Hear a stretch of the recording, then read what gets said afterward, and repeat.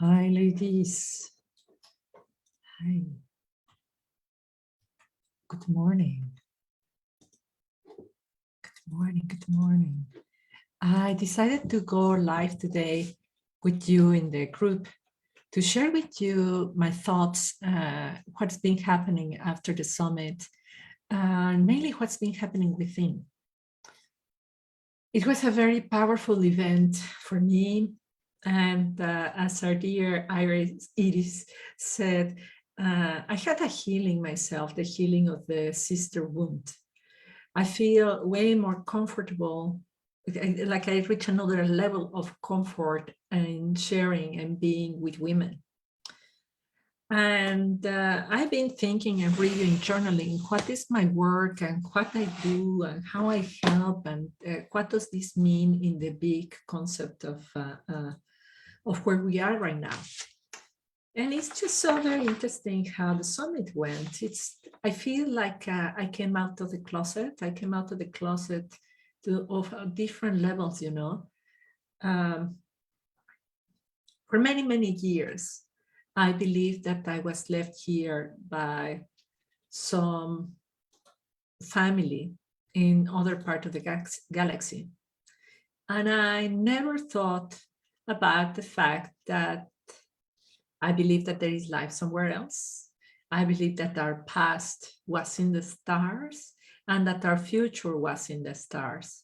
And in fact, this is the way Aztec, Toltecs, and many other ancient cultures are raised, with the belief of our ancestral past is in the stars and the future is in the stars. And I have to be so grateful to Veronica to putting herself forward and saying our future is in the stars. And somehow she validated me and she gave me permission to say, hey, I've been believing this all the time and I've been quiet about it. I've been hiding that reality for myself. And I find this so very interesting where we are right now, because you and me asked to be here at this moment because you and me know how important this moment is for humanity. It is just so huge, the moment where we are historically. If you go to the Bible, that will be called Apocalypse. And that has been labeled as a really bad thing, the end of the world. But another word for it in this Judeo-Christian way of seeing life, the Judeo-Christian culture, is revelation. Is the revelation is really taking the veil out and that we are able to see. It will be revealed the lies that we have been told, the lies that we have been told as you being small, insignificant, as matter being the thing. Materialism is just vanishing as we breathe. A new consciousness is emerging in which we are realizing that everything is divine. This cup has life, your car has life, the rock has life. So in this time of huge awakening, the Hindus call it Kali Yuga, the end of an era. And in this time, the earth, the universe is changing. And really, what is so fascinating is that we can really literally see it in the sky. Go and look at it Google it for ESA, the European Space Agency, or the NASA, and they are talking about the coronal mass ejections. This is that the sun is throwing really big, a big storm. It has a big storm, and it just sends massive energy into the space.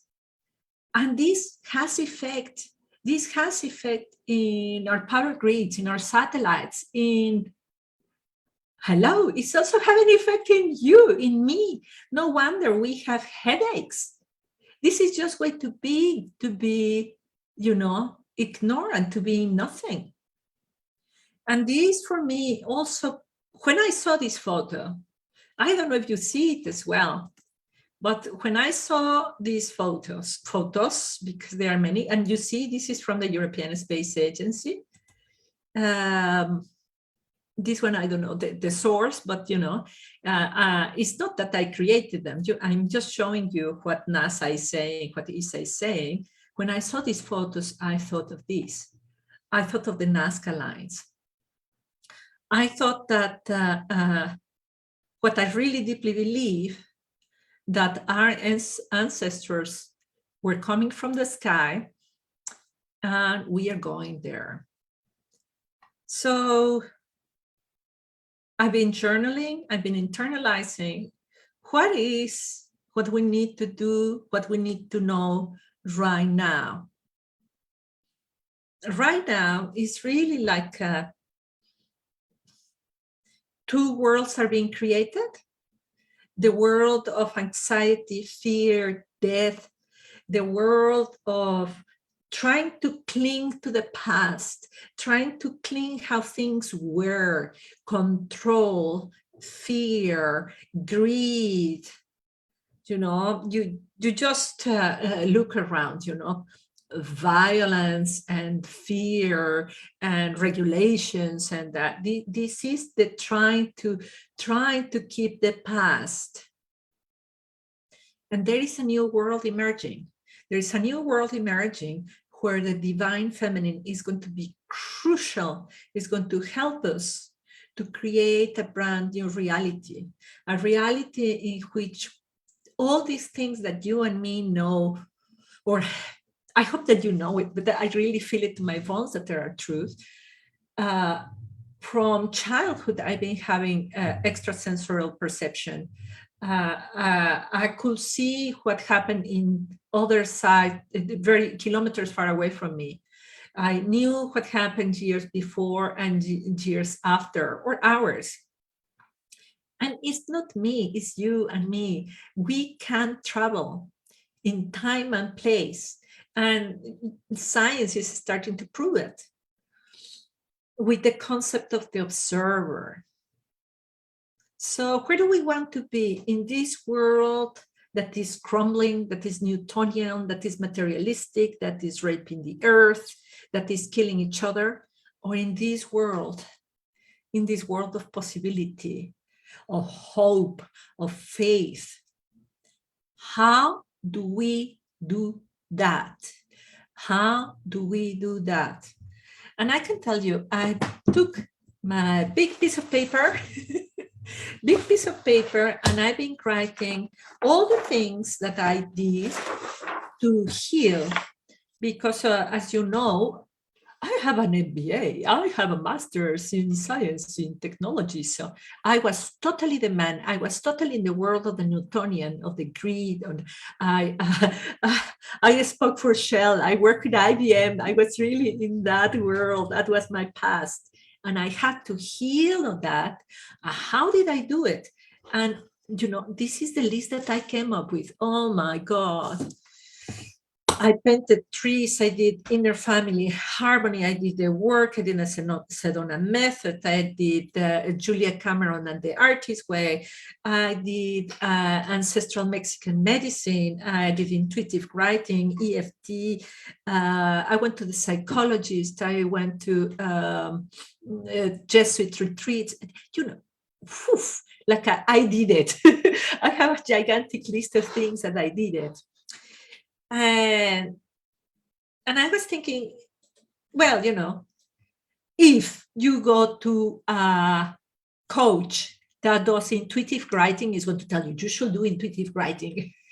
If you go to a coach that tells you that you should do the spiritual exercises, you should do spiritual exercises. Everybody is going to give you the tool that works for that they know.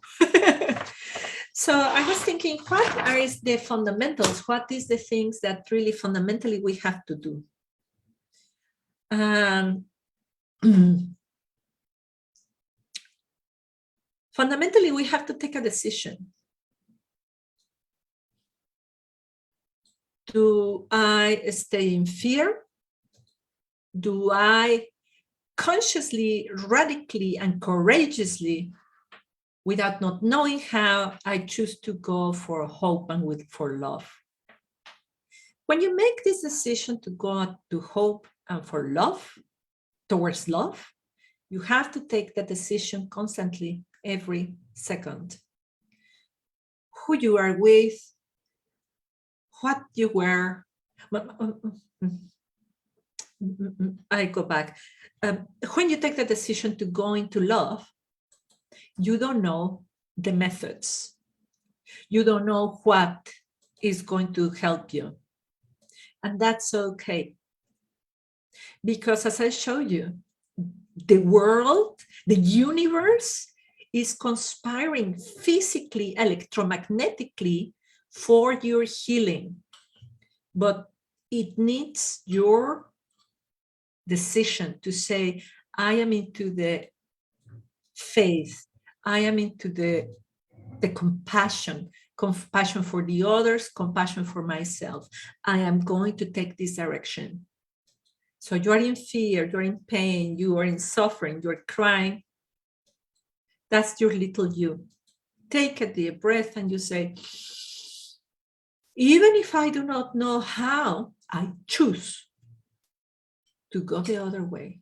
I choose to believe that well-being is bigger. I choose to believe that the light is bigger. And with love, with compassion, with patience, with empathy, you decide to focus on the good. You decide to focus on the hope.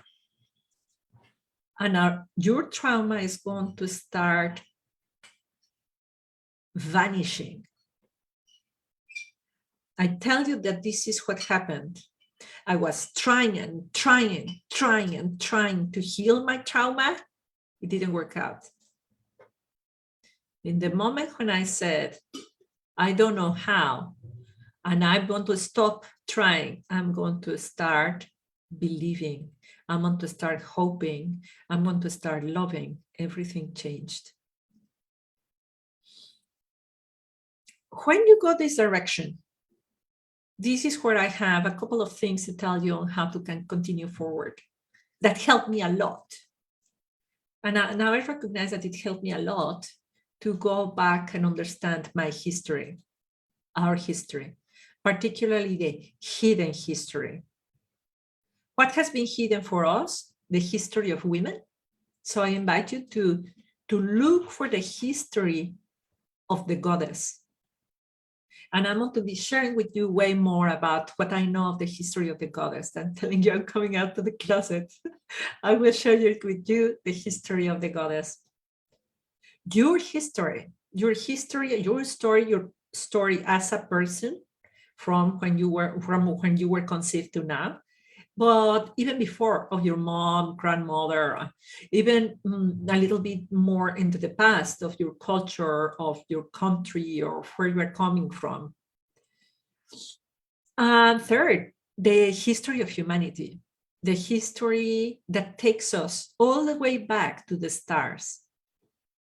When you start doing your own research about the past ancient history, you will discover, I will ruin it for you, that we really come from the stars. When we recognize that that is our ancestry, we can really feel what our future is. And for that, we need to be in the hope, we need to be in the faith, we need to be in the love. So history. And that is the study, your history. And then the other side, you need to do something. You need to do something, and you need to do what you can that is positive for you. And the do something, I divide it in two things. One is into the healthy and wholesome habits. Healthy and wholesome habits. What would that be for you? Be guided and be mindful. What is it? Is it meditation? Is it cleaning your house? Is it fasting? Is it running? Habits that you can keep and you know that bring you back into your heart. Habits that are consistent.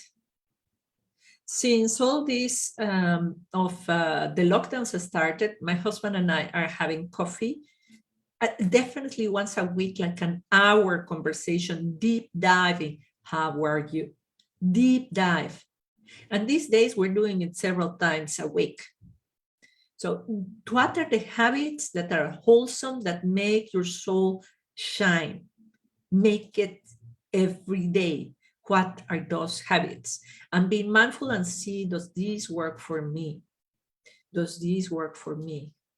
It's very interesting. Choose the habit and see, this is what I'm going to do, but don't put it on a pedestal. Oh my God, if I don't do my morning routine, the world will collapse. Oh, if I don't talk to my husband, the world will collapse. No, set the habit, do it, and let it go.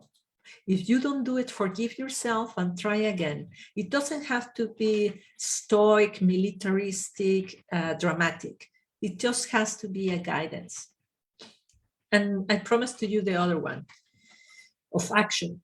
Now, as humanity is awakening and is going to a different place, we need to act differently. And what does that mean? Well, we need to create different technology. We need to create different companies. We need to create different clothes, different food. We need to create many different things. And we need to start, you and me right now, because we are part of the people who's awakening. So what does that mean? We need to see, what does that mean for you, for me? There are mainly two things to do for life purpose, for really changing the future. Number one is to be of practical service. So practical service is 3D. Go and clean the ocean. Go and clean the cities. Go and heal people in a better way. Go, 3D things that you can do based on your soul purpose. Your soul purpose is going to tell you what is the practical help that you can do. Go grow food, go do something. And the second way in which you can be of help is spiritual help. Spiritual help we can all do. You don't need to have a coaching certification. You don't need to have a psychology major. You can be present for the other. You can listen to the other where she or he cries. Just be love. And so then it is very important that we listen to what is the call. Listen to what is the call and just follow it. Follow it, even if you don't have the certification or the experience or follow that call. I know a very dear friend of mine who had all the certifications. She had studied technology. She also did an MBA. And you know what she does now? She does healing with the body. She just centers your body again. So we are going to make changes radically like this for the well-being of the future. But the thing is to connect with your heart and feel what feels better. And little by little, you are going to learn to we are going to learn to discern. Before, it was very clear that the choice was between an apple and a chocolate cake. Chocolate cake looks really sexy, the promotion and the greed and the money. And the apples looks boring, the vitamins. But now the discernment is going to be more subtle. Is it going to be the apple or the carrot? What do you need right now? Is it the glass of water or the fasting? What do you need right now? And this discernment just can be done when you learn to connect with your heart. We will be able to set those habits. We will be able to connect to our life purpose, to release all trauma, to understand our ancestral past, the past that tells us that we are going back to the stars, by connecting to the heart. And it is also very important for you to know, to acknowledge, to feel deeply that your heart is deeply connected with the center of the earth.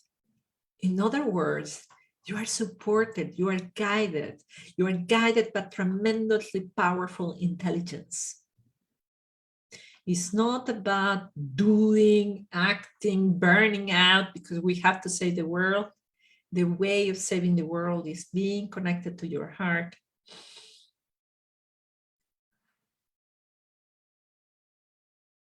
This is what we are going to do. You, me, and I don't know, 5 or 2% of maybe 5% of humanity. We are going to be few. But the resonance of this work is going to be huge, is going to be felt, and we are going to be there to support the transition. I send you much love, much love.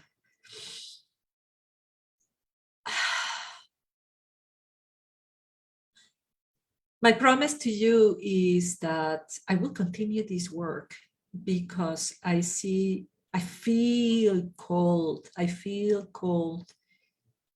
to hold you, to create the space for more healing. It's not that I am the healer. You are the healer. It's that I need to tell you that you are the healer, that you remember how powerful, how strong, how amazing you are. I wish you a wonderful day. And on Friday, tomorrow we have the full moon ritual, 9:30 in the morning. I hope you can come. And otherwise, have a wonderful weekend. Take care.